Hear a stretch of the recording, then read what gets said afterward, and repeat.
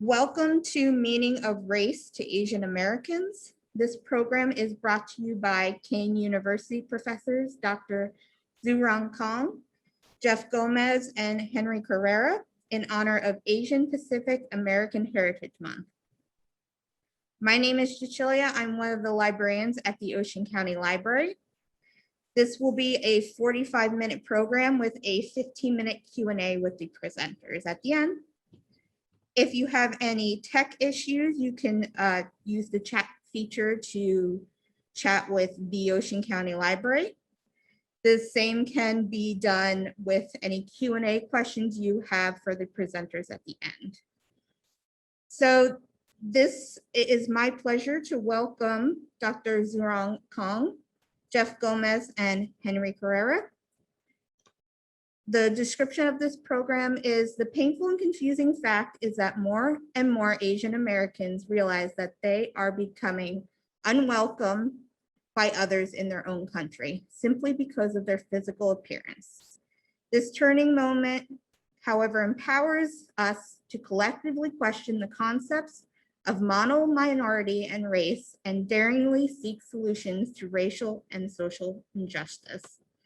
So right now, I will turn it over to our presenters. Thank you so much. It's our honor to be here.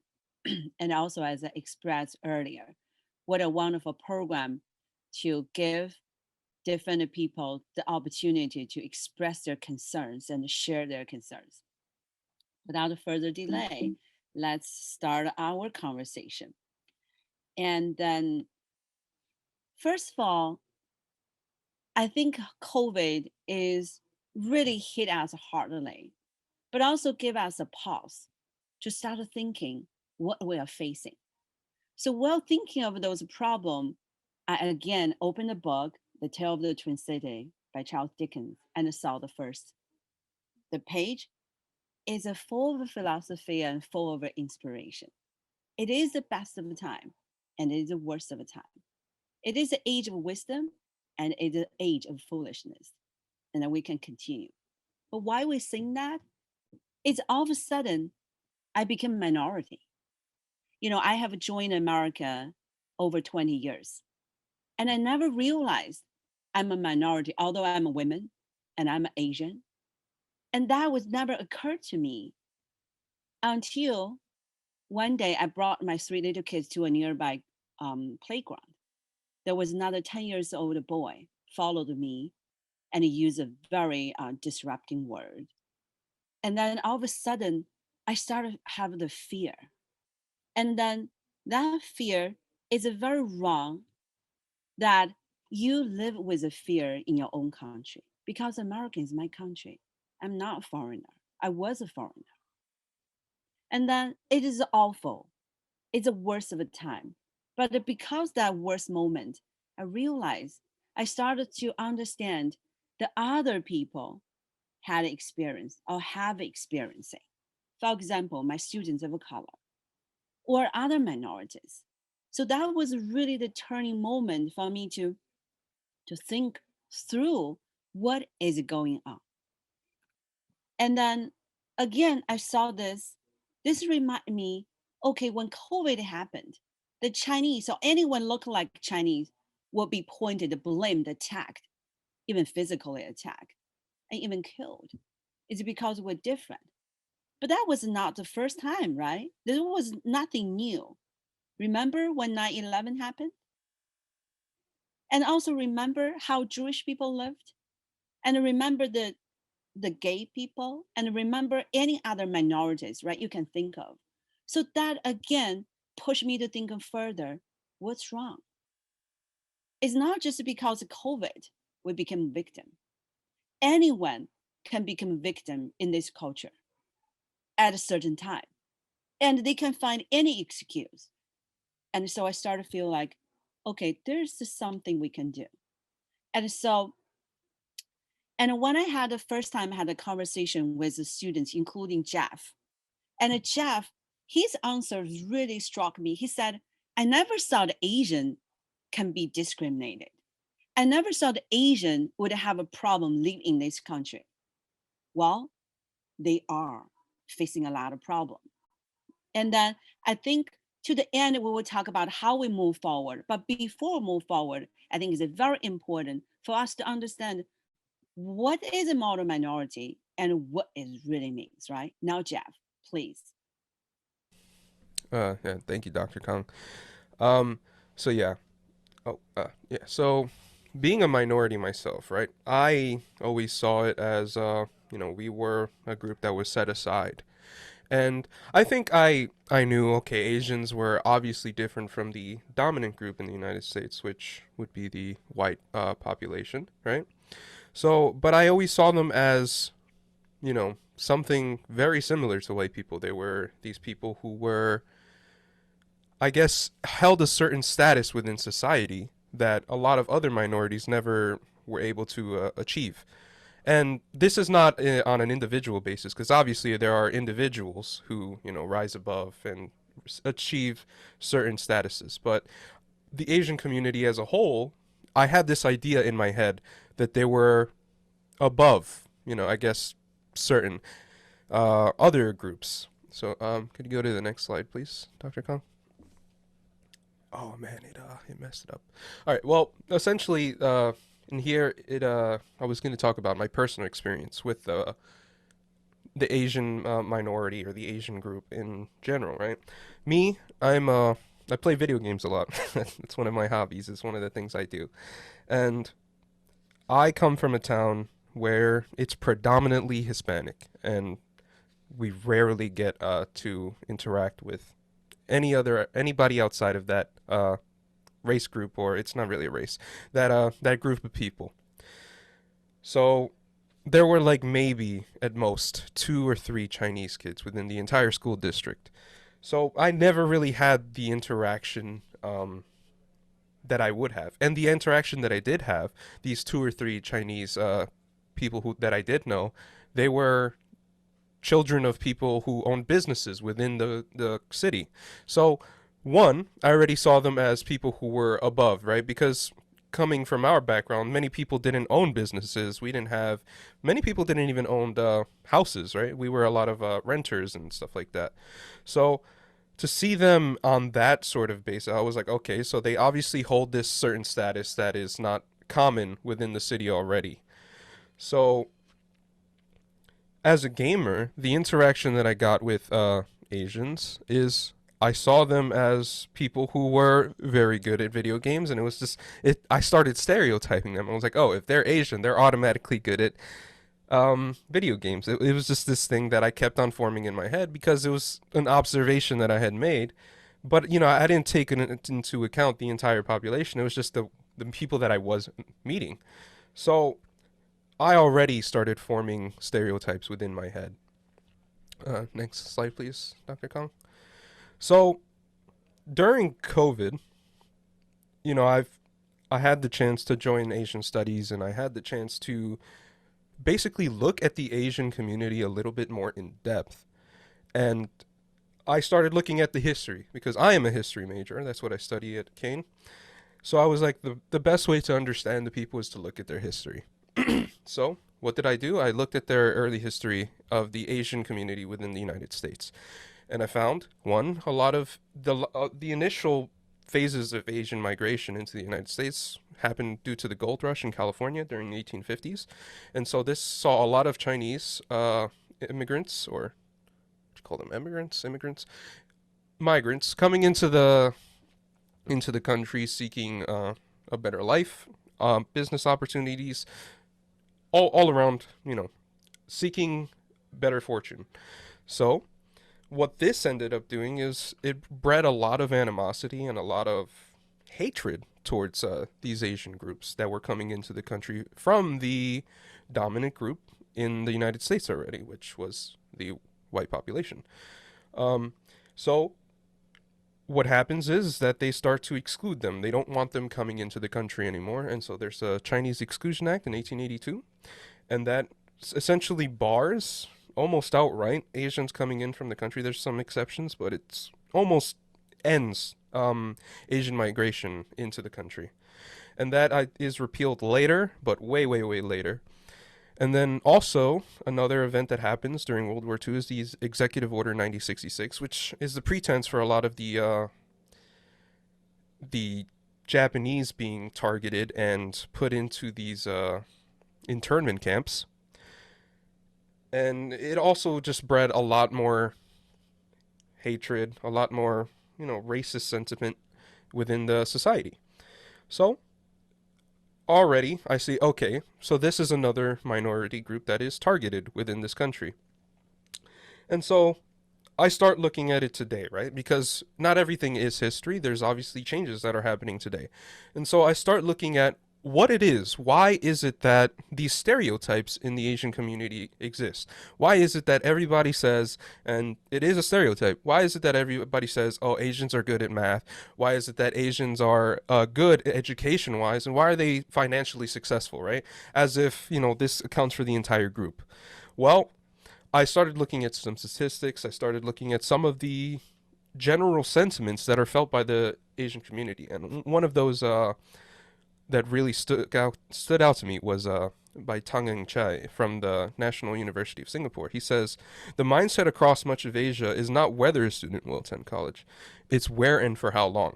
So it's already a given, right? There's an establishment within the Asian cultures that education is a must. It is something that you will do. It is inevitable. It's not a question of whether you're going to go into a higher education, like right as he says. It's something that will happen. And so I think that sets apart other minority groups that might have more emphasis on different aspects of life. Asians tend to have that emphasis on education. And so education will inevitably breed financial success if you go by the American standard, where if you're smart, you go and you make money and you're able to sort of, oh, sorry about that, you're able to sort of make a living better than any other people can if they don't have the right education. Next slide, please. So I started looking at this. Well, okay, maybe there is a positive to this, right? Because it's not a negative thing having a good education associated with a group. However, it is not always a good thing, because it I guess it disinherits, or how would I say this? It gives the certain group that isn't able to, you know, live up to the expectation of what Asianness requires, right? It's not this thing that should be seen as this, right? If you're not good at math, or you're not good education wise, right? From the outside perspective looking in, they're going to say, well, you're not a very good Asian, which is a horrible thing, right? Because you were born into this group and you see yourself within a certain perception that is formed by your culture, but yet the outsiders who do not understand your culture, they come and see you as not fitting the model minority, right? The model that you should be what every other Asian is, which is educationally successful, financially successful, and an all-around good citizen within the society. So that gives a certain pretense to not being able to support certain people who are struggling to meet this expectation, which is, should it even be an expectation? But it's something that ultimately causes harm. Next slide, please, Dr. Kong. So we can leave questions, I guess, until the end if you have them. So thank you, and I'll pass it on to Henry. Oh, I need to say something, and then Dr. Kong, pass to Henry, right? And a beautiful job, Jeff. Thanks for share your reflection on this tough moment. And also, I just want to add, actually, in the 1966, when the sociologist at the University of California, Berkeley, called William Patterson, published the article in New York Times. It's called Japanese American Style. So it's promoting kind of a successful lifestyle. They were not just talking about how successful they are. They're using the Japanese, actually all Asians, as an example to criticize Black people. So, and also a lot of time when we talk about success, Asian success, we forgot they highly selected after, the immigration who can come to this country is after highly competitive selection. So they were the American, right? They're giving the higher educated people the opportunity. So this sample is really off the picture, the question. I just want to add that. But great job. You list the sources so people can go ahead and looking for more information. Now, as you know, in the 1966, when the sociologists brought the Asian story as a way to criticize Black American, so that means it's already perfect brought in the whole racial system, or the system was racist, right? And now we will move on to Henry to talk about origin of a race. I want to just quote this very famous sentence before we move on. Is race is a child of races, not the father. Let's see how it happened. Henry? Well, hopefully, with what I talk about, there's something that you might have not known prior. So let's see. So we'll go with the next slide. So starting off here, uh, currently we live in a society in which race has always been a part of it, in which we never even question its existence. But at some point in history, race wasn't seen as that major defining factor as it is today. Um, if you go back to the time before race was actually considered a thing, most often than not, people would divide their groups up either by your religious affiliation, your tribes, or your family. So that's not to say that that there wasn't like some sort of predecessor to the divisions of race. Generally, if it was more of like if you were part of a certain kingdom and such, anyone outside of that kingdom was considered below you or foreign to you. Such as in the Han Dynasty, when they would encounter like the barbarians, they would say something along the lines of the barbarians of blonde hair and green eyes, as resembling the monkeys from which they are descended, is an example of the predecessor, like the beginnings of like hints of race. But generally, they were more from the perspective of, if you look at it, how small the world felt then, and how foreign a person who has hair growing on their chest must have been to people from the far, far east. And going past the Han Dynasty of the early millenniums down into like the Middle Ages, you would find that another form of like the beginnings of race was a more religiously or originated, such as amongst the Abrahamic religions, they believe that there was a flood and Noah came out of that flood, and amongst his children were the three sons of the Semitic, Hamitic, and the Japletic sons, who would later be representing Asia, Africa, and Europe. And from that, many people during the Middle Ages in Europe, as well as in the Islamic countries, believed that the son of Ham, was cursed with black skin, and therefore he was cursed to be in bondage. And that's sort of how many Europeans and Islamic nations justified their belief that many African countries or tribes can be put into slavery. And going off from that period of Middle Ages into the Renaissance and beginnings of the Exploration Age, as the monetary systems changed from mercantilism and the medieval system to more of a capitalist system, the problem with that later came was that the race got tied into monetary gain. So many of the people who were making money due to the slavery had to hold on to those racial perceptions to maintain their economic systems. And you'll see that as the colonies in the Americas began to grow. Alongside that, you could see certain like perceptions as we go into like the 19th century of different tribes and groups.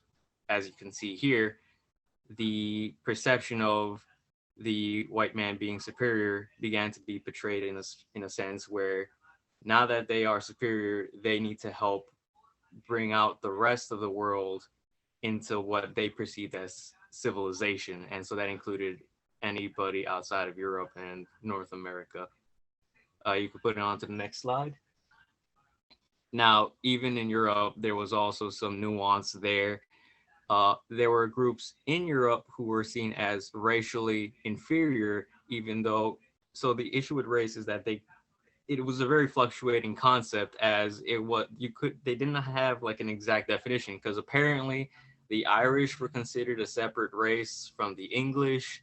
And so the Irish were seen as more like monkey-like, or it's Italians in the South, or the Russians were also seen as inferior if compared to the Anglican area or the Anglo-Saxons.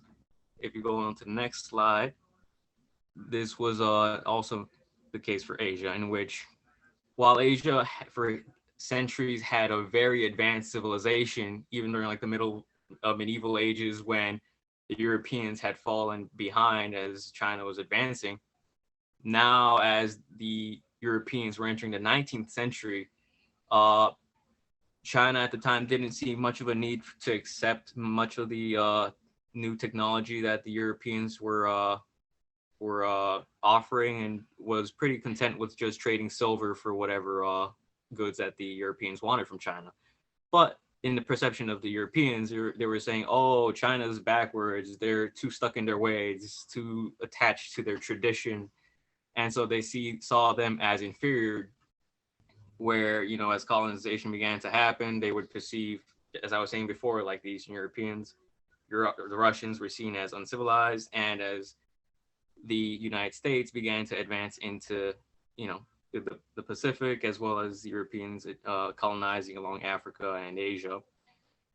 The white man's burden also played into a role like this, as to how they perceived a lot of these cultures as very childlike, that they had to raise them up, and then, quotation marks, once they're set right, they'll just like let them go, end of quotation. As you can see here, this was around the time on the left side, the Spanish-American War, when America had taken Cuba and Puerto Rico, and basically said, in this image from Judge magazine, portraying to the Philippines, how much better Cuba and Puerto Rico are now doing under the United States, and how the Philippines can also be considered that. At that time, during the Philippine-American War, they like, as you can see here in the image, they perceived the Filipinos as dim-witted, slow. In one magazine, they reported that the new acquisition of the half devil, half human nations, as just examples as to how many of these European nations viewed much of the world. And if you go to the next slide, that was from like the colonial period, as to how they perceived the world, and to like as a way also to justify their colonialism. Now entering the modern age, you'll find that they would then use science to back up and prop up race.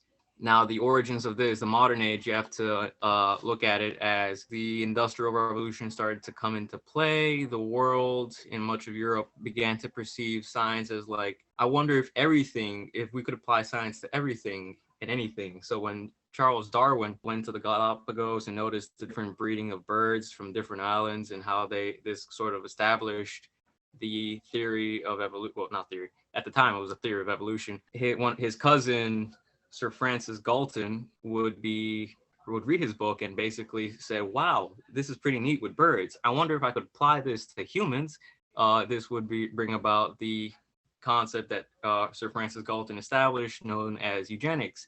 And as you can see here in this image, much of the sciences we have today are rooted in the origins of eugenics and how those apply. With eugenics, they would apply these sort of like theories from like the birds that you saw with Charles Darwin to the dogs. And you could see how they started like saying, like, if you breed one dog with another, you will get a certain dog. And so they started breeding like the same breed of dogs to get a purebred dog. And with the modern scientific way of thinking at the time, they would have said, if we could make the perfect dog, let's see if we could try to make the perfect human. And by their perception of what was considered a perfect human at that time, being the white Aryan leaning race. This is where the science of race sort of solidified as to what we know today, where they started writing books and doing scientific research on what would be considered race. And so they applied this to humans. So this is where you see here, like the registering human pedigrees, the same thing that applied to dogs and breeding of dogs to make the perfect breed. They would try to consider, like, they tried to apply this to humans. And they would say, so what do we consider like the ideal race? And they would prop, of course, themselves up at the top, because if they're writing, they're not going to say themselves are like an inferior race. And they would put every other race below according to what they perceived at the time. With that, so if you're breeding a perfect race, they said maybe we could breed a perfect world. And so this led them to the idea where they could probably apply that to the same way they do with animals and such, of just eliminating the breeds that were less than ideal. They thought they could apply this to humans, in which if you had certain genetics or a hereditary trait that was not seen as ideal, then they would say, not like, what is it, to euthanize yourself, send them to a medical asylum, or don't have children. They also had another form of science that tried to back this up, known as craniology, where they basically attributed certain skeletal features to certain habits or behaviors. And they would say, like the perfect skull was the Caucasian skull. And you would see this in their way of justifying things later on. Like the epitome of the modern perception of the modernist perception of science was during the Nazi Germany, in which, sure, we could look back at them now as like barbaric and inhumane, but at the time, Germany was perceived as the most advanced civilization, the most scientific civilization. And it was at the peak of the modern age where they would back almost everything on quotation marks, their science at the time. So they would oftentimes use this craniometry to say which races were superior. And even during when they were starting to like close off the Jews to one section of the cities, they would basically measure this, like the Jewish students in the science classes to demonstrate the difference between an Aryan skull and a Jewish skull. And you would see that after like the atomic bomb and such, it was at the end of World War II, after discovering what had happened with the Holocaust and this and that, you would see civilization sort of look at itself in the mirror and say, maybe this idea or perception of using like science to that sort of degree that it could apply down to like the very minuscule parts of human life was a bit too extreme. And they would like perceive and they would look back at what had science brought them to as they reflect on the Second World War. And so that began like the postmodern era, in which people would sort of start looking at things more in depth. And you would see that in the 1960s with the revolutions that would happen during that period. These are just another examples of the craniometry sort of perceptions as to how the skeletal shape or bumps along your skull would indicate a certain way of as to how you would grow up to be. Here you could easily see that on this slide, the parts of a perfect skull, if you had like sort of like a dent, it would probably mean that you were a jealous person, or that you would grow up to be like a criminal and such. And if you had the perfect skull shape, you would be a good husband or grow up to be a wonderful individual. This also reflected onto other things like your nose or your forehead or your chin and jaw. You could see how people tried to apply science to everything at that period and see if they could apply it to every part of every facet of life. As you could see, after the ending of the modern age, they sort of started to see that most of this stuff was just a bunch of phooey. So I'll let you go on from here, Dr. Kong. Thank you so much, Henry. And I have a lot of comments to make. First, as you said, before 16th century, the white does not mean a lot. Actually, the white refer to the women in Europe who stay home inside more often. So it might be offensive if you use a white to refer to a man because they join the army and work outside. And the concept is a constant changing, right? And also they reminded me of, when I came here, the form, you need to feel and identify your race. But that form to me is really interesting. Let's see, put it in that way, right? So there is the form is on top is white and black, basic, more complicated, but is white and black. That's based on the color of skin. And then the second category is Hispanic. That's based on the linguistic related category criteria. And then Asia, which is the geographical criteria. So to me, we failed to use this current way to identify the group people. Or maybe the people should not be grouped, right? It should not be classified. We need to be, all work together. And that just reminded me of in the ancient time when the measures was asked, oh, we saw some southerners, they look so different from us, what should we do? And then the philosopher said, well, it's okay for them to look different from us, but if culturally they are close to us, then we are one big family. So it's culturally accepting others is more important. And also based on this, it's almost like a horror of theory, right? They use a scientific approach to do something is completely unjustified. So that is something we like to do is moving forward. We have two ideas. First of all, humanities. We want to promoting the humanities, the caring society to move forward. And the second, can we borrow good ideas from others? For example, I know because of COVID and because communist concept, a lot of people don't like to talk about China. Even now, China has been back to normal since last April, 1 year ago. And you don't hear that information often. You still hear a lot of conspiracy, you still hear the hatreds. And then I feel like, how about we borrow some idea? Like I can give you example from 2000 years ago. It's nothing to do with the communists. It's just that the culturally how they react to the pandemic. So that was the end around the 3rd century. There was outbreak of epidemic. Well, sometimes some degree you can argue is an epidemic, is a pandemic because that was the first wave of globalization. The Silk Road was opened and many ideas and goods and people traveled to China from Central Asia and even further. And then the people recorded and some villages, a whole clan were wiped out. And there was a plaque, people wearing coarse clothes, eating bean leaves and living in the humble dwelling, bamboos and reeds. And at the beginning, they thought, oh, only poor people get it. But then later on, they realized, no, noble get affected. And then we'll see the first slide was written by the Cao Zhi, is a prince. And this was by his brother. His brother was later on became the emperor of the first emperor of state. And he said, there was a great plague and many contemporaries passed away. So finally they realized the pandemic not just hit on the poor people, it's unbiasedly hit everyone. The emperor was deeply moved. He wrote a letter to Wang Lang, his subject, saying, alive, man has a body of 7 chi, roughly 60 feet, and that he became a coffin full of dirt. Only by establishing virtues and spreading fame does he not decay. And then here he accepting virtue, and that referred to the very old concept of the immortality. I'll explain the immortality is about 500 years before the Cao Pi's time, before 3rd century, the Chinese people realized this body, this life will perish. But if you contribute a great merit, and then if you contribute a great virtue or publish a book, this considers 3 immortality. Even though you will die, your body will perish, but your spirit will continue. And that also bring me to the major concept in Chinese culture is a Ren.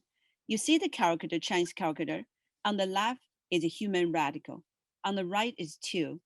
So this is a major principle promoted by Confucius, is that if there is more than 2 people, there will be conflict. How to solve it? Be kind to others. So be benevolent, right? And because hatreds won't solve any issues. That's back to, because of COVID, Asian became target. Because of 911, Muslim became target. And for years, and Black and Jewish has been target and other minorities. And even the white people can be target, right? You remember when there was a defund the police movement?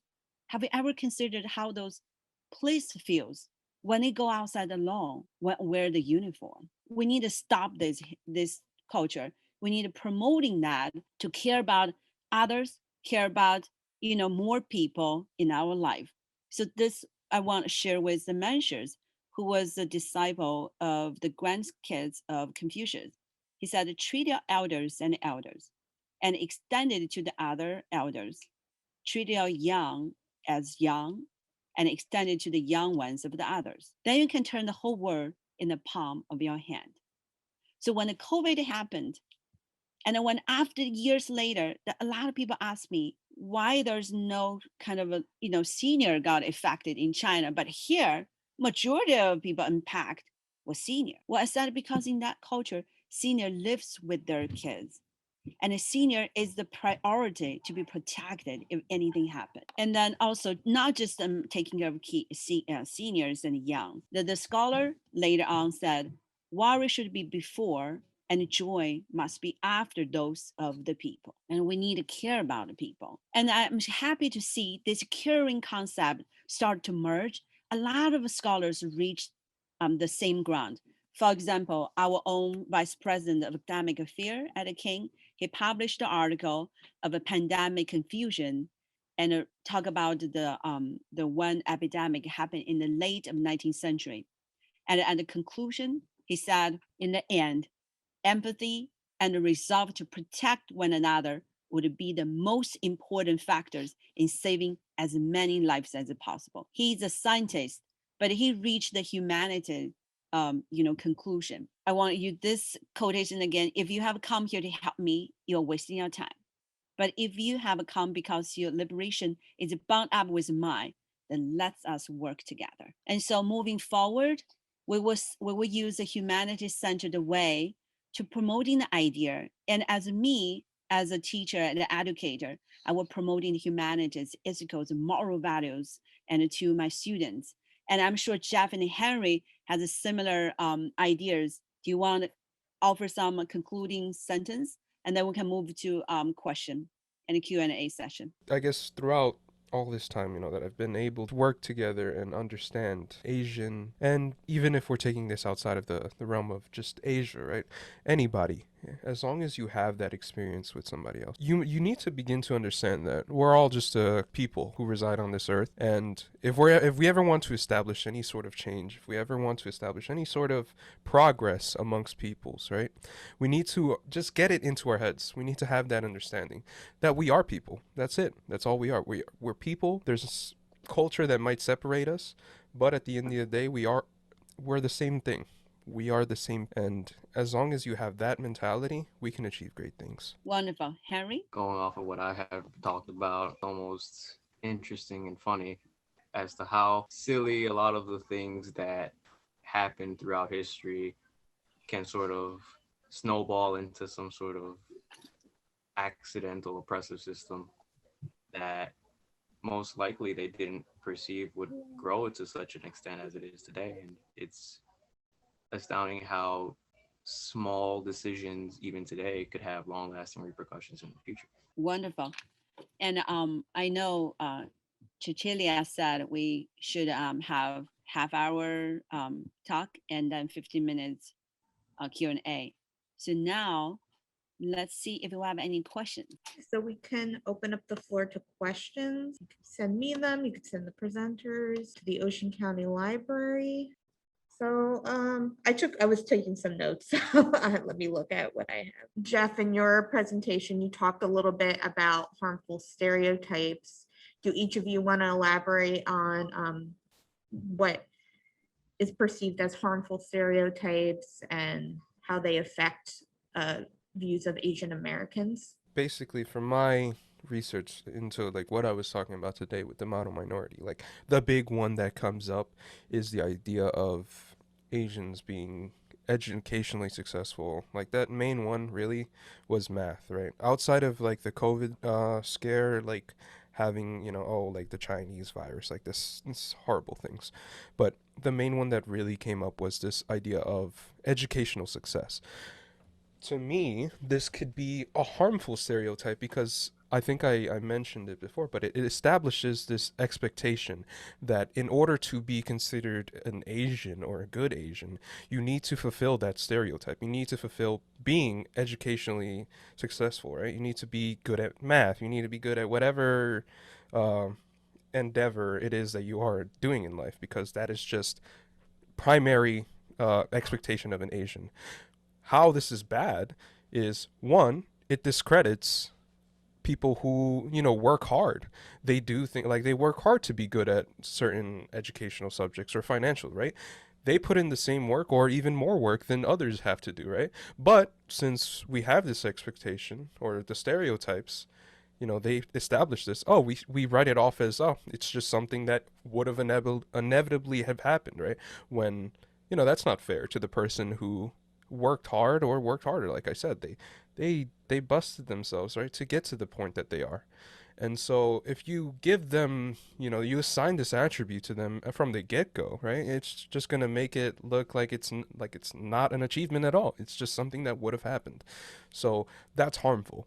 And even, like, right, you would say, oh, being good at math or being educationally, that's a good thing, right? Well, there's certain repercussions that come with it. I don't know if you have anything else to say, Dr. And Collinor. I did not grow up in this country, so I came here to follow my second master and a PhD, and then became a professor. So I did not feel that a lot of like the expectation, and as Jeff said, but I started to feel like my kids started to compare the two cultures, and the comment sometimes is really interesting.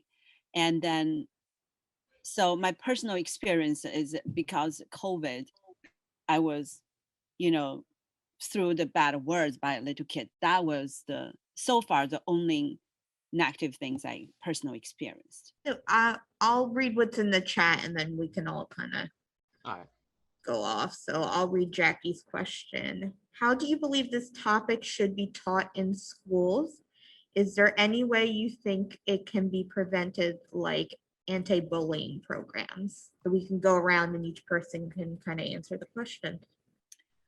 Right. I will say, because I think Jeff and Harry can offer more for this part. I have three little kids, 4, 8, and 11 years old, separately. And I do worry about what will happen to them when they go back to in-person semester. And but because this is such a new thing to me, so because I just realized I'm minority because of COVID, I don't even know how to talk to them. I'm still holding the conversation, and I hope nothing will happen. So that if something happened, I will give them the whole serious talk. And as I mentioned before, to me, I will try my best promoting the caring, humanity-centered knowledge among my students. And Jeff and Henry? Yeah, no. One thing that I would have loved, growing up was exposure, right? Because I said it, right? I come from a predominantly Hispanic town. Perth Amboy is very Hispanic. You can survive here with Spanish just as a main language, right? You don't need English. But, I would have loved having the exposure to other peoples. Like, the only way I would have gotten that, like, and the only way I do get that is if I go to another town like Edison, where it's culturally diverse. There's Indian, there's Chinese, there's white, there's Hispanic. It's every sort of people that you can think of. But if I had that exposure, I think I would have grown up with different ideas and not have to, correct these ideas in my head today. And another thing is, it's a lot harder to hate or, be misinformed once you have exposure to people groups, right? Because you grow up with them and you understand their lifestyles and their culture. So having that exposure, I believe, is, it's essential now. If you want to have I guess, a worldly person, you want to have that exposure. I'd probably say I've always been a fan of this was it national exchange program idea that goes off of the international exchange program, that you have people from different states visit each other, such and such. Probably even expand the international exchange program as well. Another aspect in teaching it in the classroom, I would say, is that cultures could probably be taught earlier in the ages, earlier in the schools, but I also feel that there's not really enough time given in classes to teach history. I mean, his history and the history class of social studies actually is only given probably one period, and social studies is made out of 4 different subjects. So we are supposed to teach 4 subjects within that 45-minute period, while you give math and English more of a focus and probably even a bigger block period of teaching.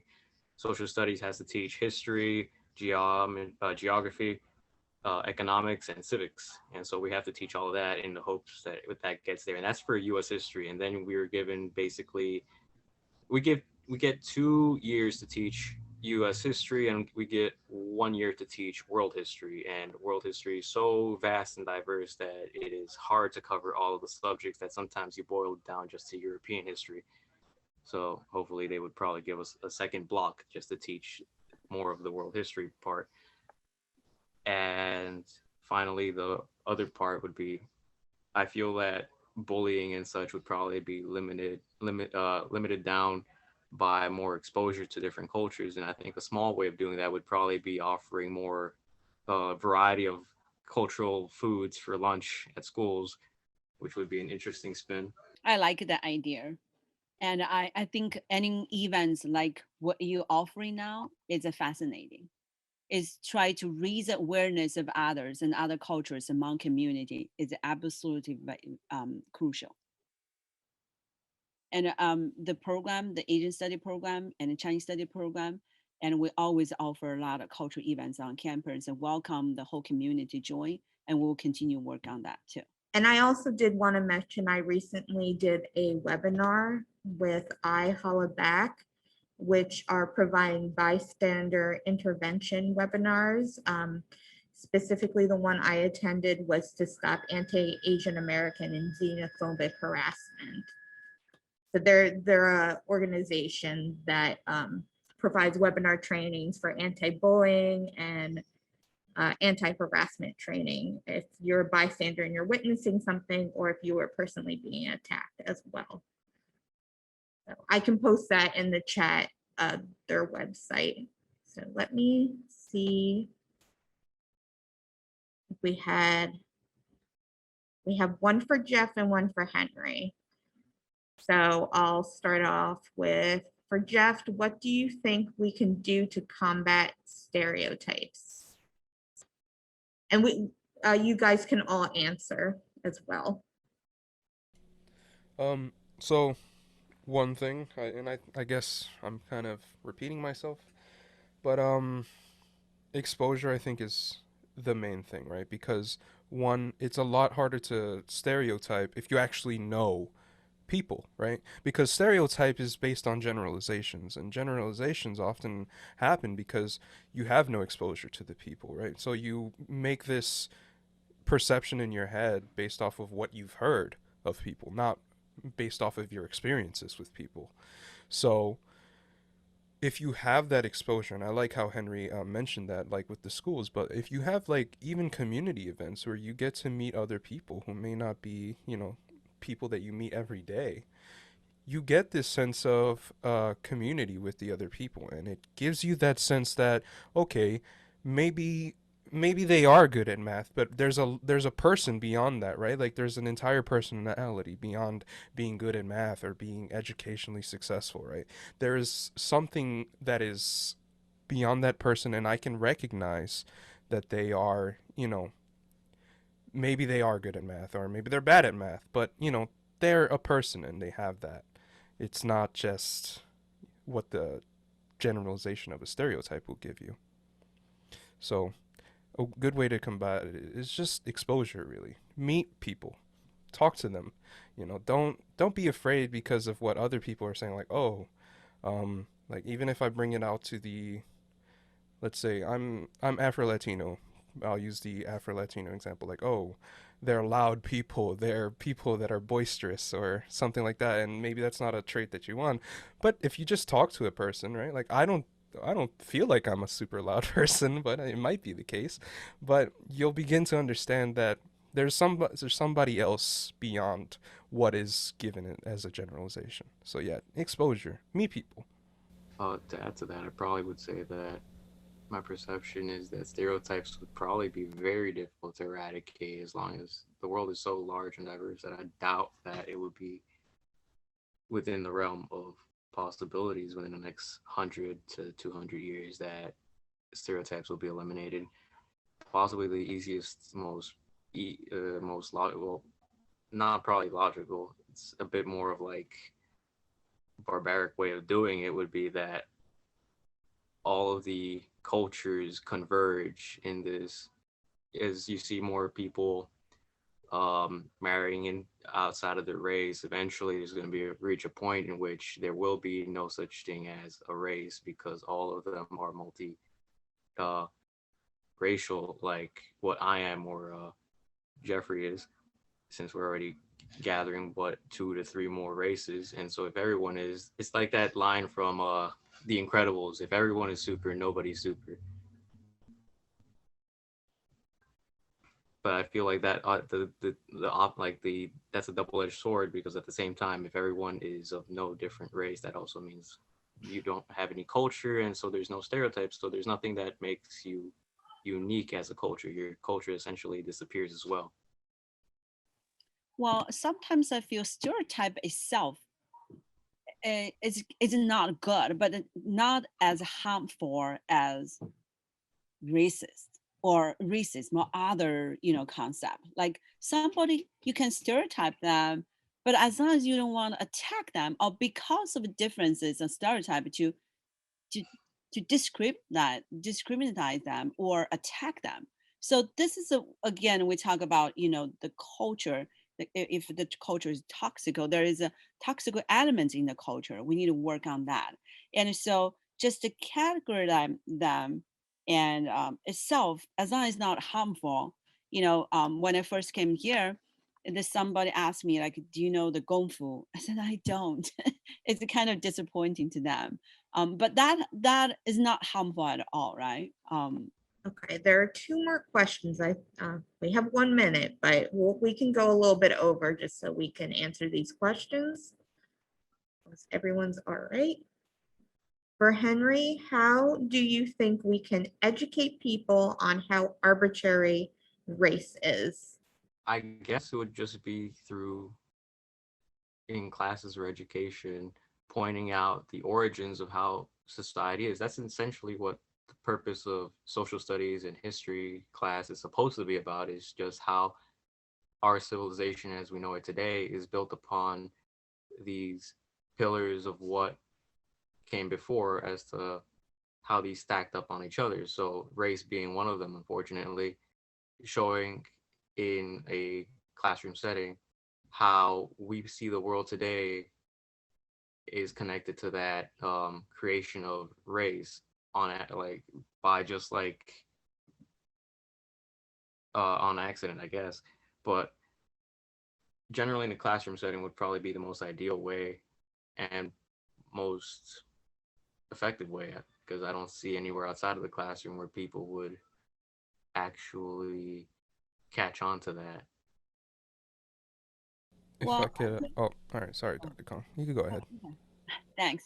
Well, I think any community events again, and publish our opinion on the local news and join the local community, and kind of not just educate it, but to promote the knowledge and share the knowledge, and it's very crucial. And I know it's difficult because we're using that painful history to criticize ourselves, to criticize our own, modern history. But it's make a lot of people feel uncomfortable. But we have to do it through multiple paths. And the only thing I was gonna add is I think it's just coming to that understanding that even I see it through a historical perspective, right? Like I have this genetic makeup of African and I guess Caucasian, right? Henry also has similar with indigenous thrown in there, native. Dr. Kong of Chinese descent, right? We're all here, right? And we're all able to do these similar things, right? We're able to establish a society amongst people who have vastly different, genetic makeup, right? If that's what you want to boil race down to. Yet we're still able to come together, talk about the things that need to be talked about, right? It just shows that we're like-minded people, even if we have these differences. We can do things together as long as we agree that things like race doesn't matter. So establishing that understanding, I think, is perfect. And through these, I believe, these community forums, these community gatherings, we can do that sort of thing. I just want to add, I think it's a very important thing to promoting that caring culture. So we care about others. We have the curiosity to know others. And only by knowing others more, then we can eliminate that foreignness and then alienation and also, the hostage image. So knowing each other is very, very important. All right, and there is another question. What would be the reason as to why history was rewritten to redirect US and world history within education in schools? Is it because of culture, race, and the white perception of these non-white cultures and races? And I guess this question would be directed to everyone on the panel. This is such a big question, right? And I give an example. Myself is a woman, but I have been teaching Chinese civilization over 10 years. And I just realized after COVID, after Black Lives Movement, I just realized I never talk about any female figure in Chinese history. Not even the only female emperor in Chinese history, Wu Zetian. Why? Why did I skip that very important female figure and then just focus on other male dominant, the history? Why? And I think there are a lot of reasons, but we heritage a certain culture and certain way, we're just repeating it without questioning ourselves. And I think, again, as I said, COVID and then 2020 is a turning point. We all started thinking, why did we do that? Can we do otherwise? Can we find alternative way? So I think for the coming years, we'll see a lot of colorful alternative ways to approach history, culture, others, and every perspective. We just have to wait. They are coming. Well, I would say that the question was relating as to how the educational system frames history in the classroom. I would probably say that it's sort of understandable how they set it up, because any nation logically would want to teach their progeny what their culture is about, so they would probably put a higher focus on their own culture. The Canadian school systems do the same, and you'll find that if you look in any other culture, they also do it. The issue is that history is very fluctuating, because there's a huge difference between the past and history, because history is for what we perceive of the past and what we document. So many of the elements and real facts of the past are lost over time. And so right now, our perception of history is just pieces of what we managed to save from the past. And sure, that history sometimes might be very wrong. And the entire purpose of historians is to correct the story or to add a different perspective. Because sometimes it's not even just that there's a sole truth, but different varying truths that come together to make this entire picture. So, so it's understandable as to how it was perceived during history. You could see that with the facts of how we won, like the North won the Civil War, and yet even though the North won, the perception of the Civil War was painted afterwards to be seen as some sort of romantic tragedy of the South. So history will generally correct itself over time as long as historians maintain to keeping the truth. And even though that may be the case, there will still be cases in the future where the history will be painted in a different way for political devices. Yeah, and you touched on it, Henry, but Yeah, it's gonna focus on the culture that created it, right? So the US education system was obviously created in its initial phases by, and this is not like anti-white, right? It's just fact, right? It was created by the WASP, the white Anglo-Saxon Protestant people who wanted to establish an educational system for white Anglo-Saxon people, right? Because that's what they believed that their country would evolve into, was this country of these people. Now we have this difference in that we are a melting pot nation right now. So, you know, this is what the reality is now, but I guess the educational system hasn't adapted enough, because it has adapted, but it hasn't adapted enough to the point where it represents the cultures that are part of this country.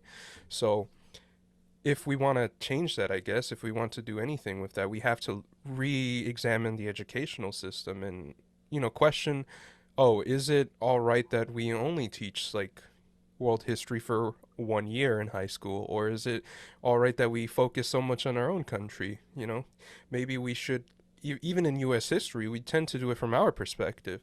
Why don't we look at US history from other nations' perspective, right? Even if they are painted in a different light. It's good to have other perspectives, second opinions. It's a good way to examine your culture and what other people think about you. So, yeah, I think there has to be change in the educational system. Okay, so I believe Ralph had a quick comment. He's going to unmute himself. So Hello, everyone. Good evening. I would like to thank Ocean County Library for holding this forum. It was very educational and also inspirational, because it made me want to go and seek out more information for myself. And just as a comment to some of the questions asked, some things that I think we can do. I think we have taken this medium of speaking over video for granted, because as we begin to open up and go back to some semblance of normal life, I think what we could do is, I remember as a young child in school, we would have pen pals from other schools, but we can use this medium to communicate with children from other countries. So it doesn't even have to be the cost of, an exchange program where you fly or you move. We have the technology to set up a video in a classroom and get to know each other that way. So I think that could be one avenue. And also just not only, because the thing with history is there are a lot of unpleasant parts that we don't really like discussing and are uncomfortable.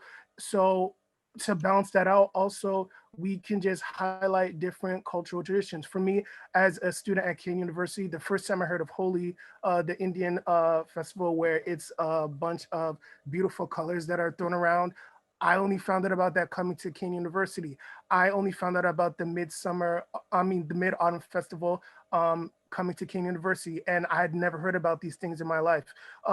I grew up in a town where there was a predominantly Jewish population, so I learned about those holidays because I got school off for them. But I think just highlighting little things like that, that can program a child as they grow up to say, oh, wow, it's not just about me. This is what other people celebrate. Let me go and find out more about this holiday. And also, like everyone has said, just going to different events, and that can help you immerse yourself. So thank you for holding this. Thank you to Jeffrey. Thank you to Dr. Kong. Thank you to Henry. This was fantastic.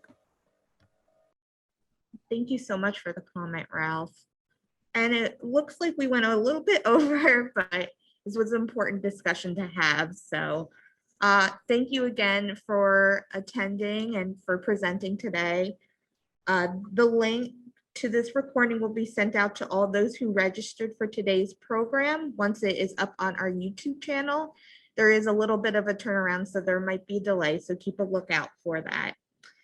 Please visit our website, theoceancountylibrary.org, and check out our calendar events for more programs like this. We hope to partner up again with Kean University and do more culturally appropriate programs as well with the Ocean County Library.